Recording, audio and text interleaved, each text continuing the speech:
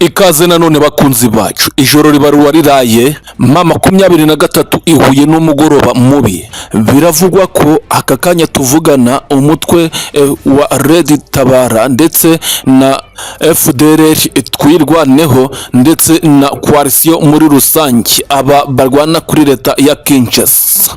Drone ikubise igisasu mu Minembwe, hapfuye abatari bake. Ibi ngibi M23 ntiri bukomeze kubyihanganira. Turaje turebe iby'iki gitero se cyagabwe nabande, ninde wakigabye, niki cyakigambiriwe muri kino gitero kigabwe imurenge. Ni mu gihe kandi General Sematama afashe Rugezi ndetse abawazareno bari mu birwano Rugezi bakaba biyunze kuri General Sematama. Ibyo nabyo turaje tubyinjiremo. Ese ibyo rugamba byagenze gute? Turabavira n'umuzingo.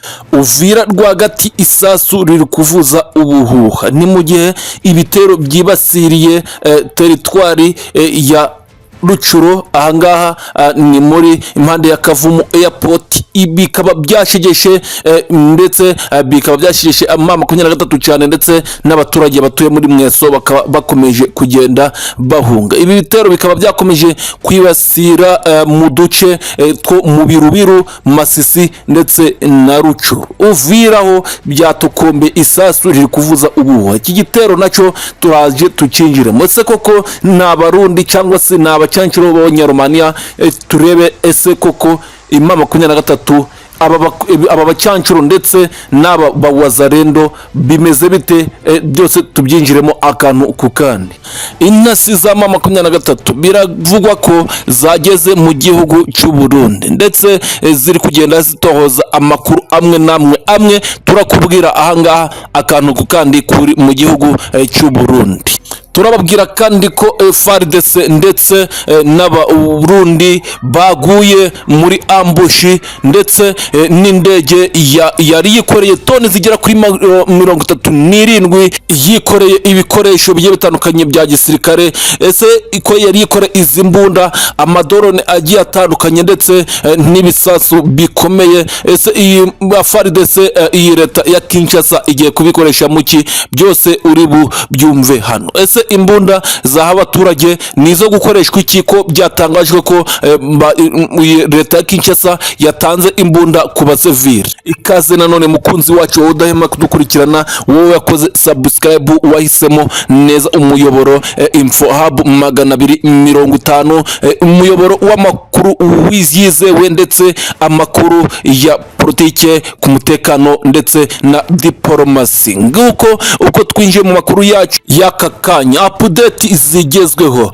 Mu Minembwe haturikijwe n'igisasu kiri mu bwoko bwa atomic bomb missile cyari kikorewe na drone. Bivugwa ko yahagurukiye mu Burundi kwa muri stade bita Airport International Ndadaye Melchior. Iyi stade ikaba ikomeje kugenda ihagurukaho drone zigiye zitandukanye zishegesha cyane zikibasira mu bice bya Minembwe ndetse na Rucuro. Biravugwa ko kandi iyi drone ntago yari hagurutse ari imwe, ahubwo M23 mu buryo bwa cya gitwaro kimira ibisasu ndetse no kuba cyarasa drone ziturutse kure, kikaba cyarashemye imwe, ariko imwe igaca muri humye igatera igisasu mu misozi y'Iminembwe. Abaturage bakaba bakomeje kugenda barangirika ndetse n'ubuzima bwabo bukaja mu kangaratete bitewe n'ibi bitero bikomeye cyane biri guturuka mu gihugu cy'u Burundi. Ni gute ibi bitero biri guturuka mu gihugu cy'u Burundi, by'umwihariko kuri kino kibuga cya Airport International Ndadaye Melchior? Ibitero ni gute M23 yabihagarika? Twababwiye neza ko intasi za M23 zari zagiye mu gihugu cy'u Burundi mu gushaka umuti w'ikibazo ndetse no gushaka kuba bakavaringa ibibazo bigiye bitandukanye byagaragaye, nkaho byagaragaye ko n'ubundi mu ishyamba ryo mu kibira, aho ni ku ruhande rwo mu Rwanda, bikaba ku ruhande rw'u Rwanda bikaba ku ruhande rwa Nyungwe, ku ruhande rwa Repubulika Iharanira Demokarasi ya Kongo hakaba haciyemo umupaka wa Kavimvira. Aha tukaba twarababwiye ko by'umwihariko ingabo za FDL zinjiraga ku mupaka wa Kavimvira zatorezwaga mu shamba ryo mu kibira zikinjira muri Repubulika Iharanira Demokarasi ya Kongo, by'umwihariko muri Uvira. Bikaba n'ubundi byagaragaye ko iyi Repubulika Iharanira Demokarasi ya Kongo yiteguye urugamba bitewe nuko hari intwaro zaturutse mu gihugu cy'Ubutaliyani, ndetse indege ikaba yapakuruye toni zigera kuri 37. Izi toni zigera kuri 37 ntabwo arizo kandi zizakoreshwa mu buryo bwa gisirikare gusa, dore ko banatangiye no kugenda banyenyiza imbunda mu basivile bemeye gushikama ngo bafatanye na coalition, by'umwihariko bano barwana kuri leta ya Kinshasa. Leta ya Kinshasa yatanze imbunda zigera mu bwoko bwa X47 zirenga 1000 iziha abaturage bazifashe. Biri kugenda bigaragara ko bamwe na bamwe bagiye kuja bahohotera abaturage.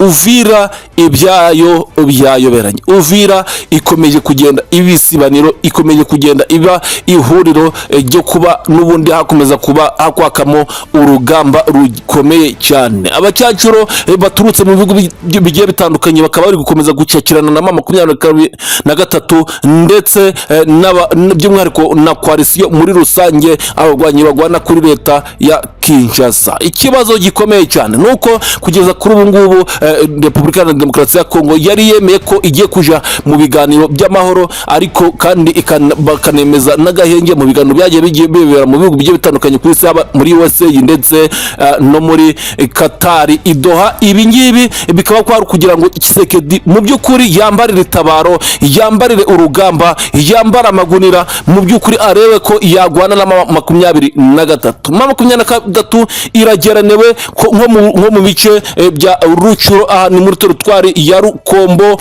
mu gace ko mu birubiri mu birometero 3 ugana Masisi, n'ubundi igeranewe aho iri kugenda irazwa na Wazalendo, amasatsu ndetse na za misile zigiye zitandukanye, by'umwihariko Wazalendo ifatanyije n'igisirikare cya FDNB. Kugeza kuri ubu ngubu n'ubundi haracyabarurwa abagera kuri 200 bafatiwe mu bitero bigiye bitandukanye byo kuri uyu munsi, bagafatwa amatekwa n'ingabo za M23, ariko ibi ngibi bikaba bikomeje kugenda birashira ubuzima mu kangaratete, by'umwihariko bw'abaturage batuye mu gace ka Mweso, aho batangiye guhungira mu duce tugiye dutandukanye. Uvira umupaka wa Kavimvira kandi Repubulika ya Demokarasi ya Kongo ikaba yafatanyije n'u Burundi mu kwanga gufungura umupaka wa Kavimvira ngo abaturage bave muri Uvira, cyane ko iyo Uvira urusasu rugeretse abaturage bari kurara bataryamye, ndetse hakabaho no kuhanurwa indege za buri kanya, ndetse no kuba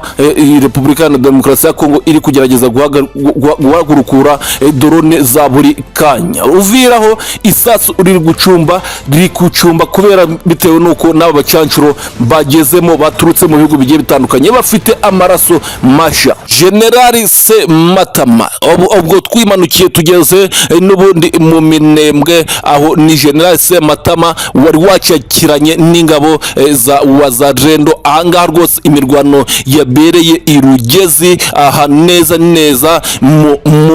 mu misozi rwagati. Generali Sematama akaba yatanze oda yo kuba bafata aba barwanyi ari bazima, ndetse akareba abarwanyi bari gukomeza kwibasira by'umwihariko utu duce twa Minembwe, bakibasira ndetse no gukomeza kwica ubwoko bw'abanyamurenge. Wazalendo za mwiyunzo bitewe nuko n'urugamba rwabaye hagati yabo byari bikomeye cyane. Wazalendo ibona nta kundi kuntu yahitamo bakuramo imyenda, bamwe biruka imishwaro, abandi barayamanika. Kugeza kuri ubu ngubu harabarurwa abagera ku 180 matekwa za Wazalendo zafashwe n'ubundi, ariko zikemera kwiyunga ku mutwe wa Twirwaneho binyujijwe muri uyu Generali Sematama. Generali Sematama akaba akomeje kugenda yandika amateka ndetse akora ibitangaza muri burasirazuba bwa Repubulika ya Demokarasi ya Kongo, aho n'ubundi ejo bundi hafashwe abasirikare b'abarundi bagera kuri 15 bagafatwa amatekwa n'ubundi n'izi ngabo za Generali Sematama. urugamba rwatangiye ku manywa y'ihangu, bararasana ndetse abaturage bakwira imishwaro. N'uwari utetse ibiryo ntabwo yagiye abiriye. Wazalendo yarashe ku manywa y'ihangu, izuba riri kwaka, izuba riva umufiririzo ahagana mu masaha y'isa munane. Urugamba rukaba rwamaze amasaha 3 bikarangira isa 11 kuri uyu munsi. Urugamba rwari rushushe, bikaba byarangiye aba Wazalendo bayamanitse ndetse bemeje kwiyunga ku mutwe wa Twirwaneho, bitewe nuko bari bafite amahitamo atatu: kuba bakwira imishwaro bagakuramo imyenda ya gisirikare ndetse bagata n'imbunda bakagenda bameze bakagendera mu kivunge cy'abaturage, cyangwa se kuba bamanika amaboko bakaje kuba imfungwa za M23, cyangwa se no kuba n'ubundi bamanika amaboko bakiyunga kuri M23. Mu byatangajwe na Radio Okapi ikorera mu burasirazuba bwa Repubulika Iharanira Demokarasi ya Kongo, ikaba yavuze ko mu by'ukuri aba Wazalendo nabo bagera ku 180 bari bugwate bafashwe matekwa na General Sematama mu mirwano yabereye i Rugezi.